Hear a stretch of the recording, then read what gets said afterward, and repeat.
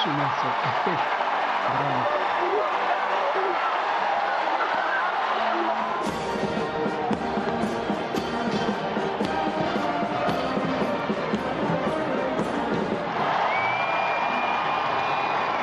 Habemus Papam, Dominum Robertum Franciscum, Sancte Romane Ecclesiae, Cardinalem Prevost.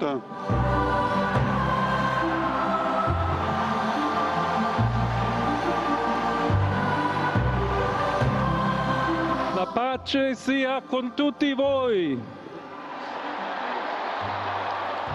Questa è la pace di Cristo risorto. This is the peace of the risen Christ. Patris et Filii et Spiritus Sancti discendat super vos et maniat semper.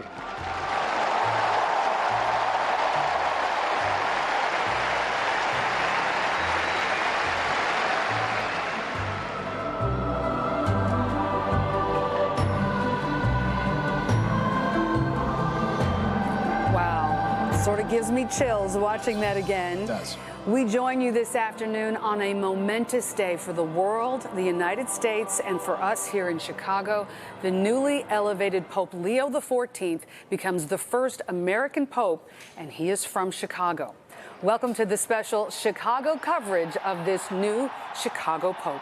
The man born Robert Prevost has deep roots here in the Chicago area and in the church here. From early lessons at a small church school on the far south side to missionary work in Peru and most recently a high post at the Vatican, Prevost's path to the papacy is one of a kind. For the first time, an American and a Chicagoan is the Bishop of Rome, successor to St. Peter, the 267th Pope. We have coverage around the Chicago area for you today and across the Atlantic this afternoon. And we're going to send you to Rome first. Marianne Ahern, our reporter on the scene who has covered her third conclave, but the first one with the American Pope. This makes it that much more momentous, especially being from Chicago. I remember you first mentioning him as one of the front runners here, and here you weren't really sure it could possibly happen because he was American, and here we are today. Marianne, what's your initial reaction? It has been absolutely amazing, Marion. As soon as we heard of the white smoke, we had just been speaking to you on our 11 a.m. news. My photographer comrade, the best there is in the business, Mike McGovern, and I ran to the square to be a part of all of this, to hear for ourselves. Now, it takes about an hour before the announcement. So we were shoved together with all of the people who were trying to get closer and closer and closer. And when they finally said the name, I said, did they really say Roberto Francis? I knew that was his name, his middle name. I honestly just could not believe it.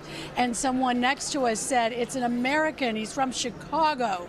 And there happened to be a young student who is here from Chicago. There was students as well from Indiana. Let's listen to what they had to say, their initial reactions. I mean, being in Rome, like, as a whole is just incredible. To be here during the new Pope election, I mean, that's once in a lifetime. I want to know his background. I mean, honestly, I'm just shocked it's an American that they picked. It's crazy, and I'm really excited about it. And the fact that it's one of our own Americans just makes it that much more amazing that we're here to see it. He has been described, however, though, as the least American of the Americans because he has spent some 2 decades in South America, in Peru, has a dual passport. I actually even interviewed him 12 years ago after the Pope Francis conclave, happened to run into him. He spoke briefly to us. He was quite proud of Pope Francis. It took a minute for us to even remember that we had spoken to him before. And he has been described to us as who is unassuming but powerful behind the scenes. He has had this very big job as being the head of the bishops, assigning bishops all over the world.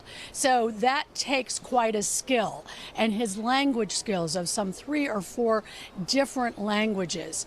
Of course, Chicago, we want to know more about those roots. He went to grammar school on the South Side. He went off to the seminary when he was in high school in Michigan, the Augustinians. He's from the Augustinian order. But he did attend Villanova University, and one of his friends, Father Tony, who is also an Augustinian, spoke to me, did not want to do an interview on camera, but said to me, he is respected for his intelligence, good humor, and is approachable, his stamina, and his courage. He was a good friend of Francis. Now, of course, we're all just absolutely thrilled. There will be those who are going to look through his background, and there had been an incident with a priest who had been accused of abuse, and while he then head of the Augustinian order in Chicago, there are critics who say that then Father Prevost did not do enough to make sure that the whole parish and school nearby knew about that situation. This is some 25, 30 years ago. It was a different time. I'm not making excuses for it. I'm just trying to lay out the entire picture, because I think there is that. If you have a career, whether it's in journalism or as a priest, there are warts and all that come with it. So no one has said this man is perfect. They are saying he's lived a lot of life. He has been a part of Latin America, the biggest outgrowth of the church. And because of that, I think is probably why he was chosen, that outreach that he has to not only the United States, but to other countries. To say we're just really excited to be here for this, to witness the name of an American is beyond one of the most historic moments I've witnessed in some 35 years as a reporter. Marian and Alex? I was going to say, Marianne, not only that, this is your 3rd conclave. You're a Catholic yourself, covering the church for all this time. I know many Catholics had total disbelief that in their lifetime they would see an American pope, and the shock is still fresh. What do you think allowed Robert Prevost to break through and make this historic step?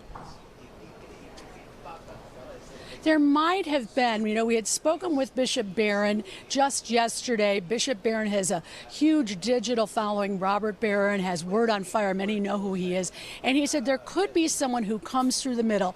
Many had thought about the Secretary of State, the Italian, Parolin.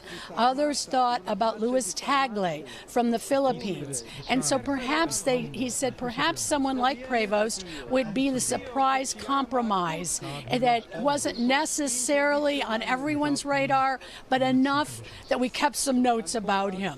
Of course, Jorge Bergoglio was a complete surprise to us. This was a surprise because we did not expect an American, but we had at least been studying a bit on who he was. One other note, we happen to be working from the Augustinian home, the school, and where the Augustinians live. So, of course, they're quite, thrilled that this is one of their own. It is just steps from the Vatican. And as I mentioned, with this job he's had recently in the last couple of years, Francis calling him back to Rome and just making him a cardinal, really, within the last couple of years, he knows his way around. He is someone that is not a complete novice. I did hear someone in some of the reporting that we've heard that he spent about 1/3 of his life in the U.S., 1/3 of his life in Peru, in South America, and then 1/3 of his life in Rome as well. So he does have a broad base. Let me ask you really quickly, though. We hear this was a pretty quick vote based on, a day and a half based on what we've seen historically. What do you think, and can you explain a little bit more about what his role was that would have given him access to most of the cardinals that are newly elevated by Francis, the role that he had that was such a prominent role? Well, the hierarchy of the church, of course, we have the parish priests, and if you do move up in a title, next would be bishop, and then after bishop, archbishop of a bigger city, and cardinal. So if he, as the head of the Vatican office that appoints those bishops, that tells you that he has this big global view of who are the new leaders of the church, who are those in charge. I do think we're obviously going to learn more, about those relationships, but so many have said it's that approachableness of him. Is that a word, approachableness? I hope so. I know that moment that we spoke to him 12 years ago, we just happened to be outside near the colonnades as you look at St. Peter's, and we happened to say to him, hey, do you happen to know Pope Francis? And he said, yes, I do. And he didn't have to check with 5 people to see if it's okay to speak to us, as sometimes people have to do. He just stood and talked and said how much he was grateful to know him and looking forward to his papacy. Did you get that interview on tape? Should we be looking for that right now, Marianne? We did. We're going to find that for you. Okay, we'll be looking. It's very short, but we do have that. Well, yes, we will find that for you. All right.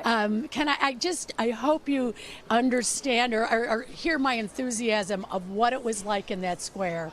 It was just electric. It was absolutely electric. And I think part of that is people are always looking for hope. Mm-hmm. They're looking for what is the best in all of us. And in a chaotic world, that hope that perhaps he represents that is something that comes to your heart. Well stated, Marianne. I've watched you do at least one other conclave and watched you go to Rome many times. And yes, you did bring home that enthusiasm. And you very well stated that people are looking for a bit of hope. Thank you so much for your reporting. I know you'll be there for a little bit to get diving deeper, a little bit deeper, and getting some more reaction from folks there on the ground. We appreciate you right now and always.